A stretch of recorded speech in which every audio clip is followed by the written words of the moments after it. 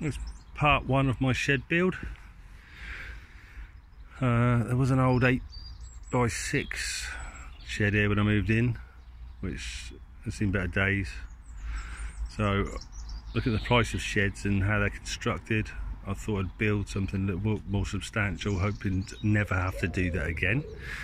So I'm using C24 construction timber, treated, to build a pent roof shed, which will be 10 by 8.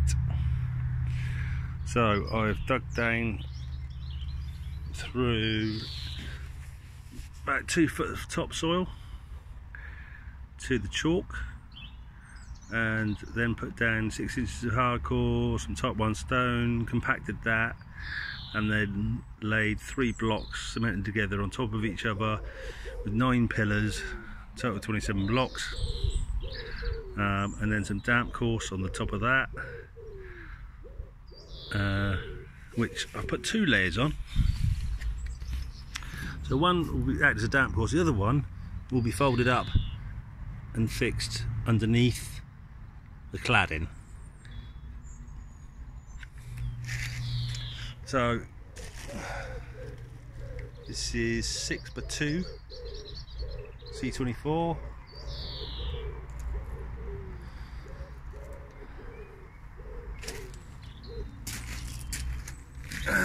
Joist hangers,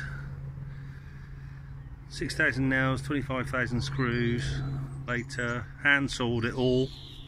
I now have a circular saw because I'm not doing any more of that. I then anchored it to the blocks with some crappy brackets I bought from Wickes, which I had to drill a bigger hole in. But it's all square. It's solid now, fixed to the floor, 4 inches off the ground, well, just over. And today, or this evening, we shall be putting down a plywood floor.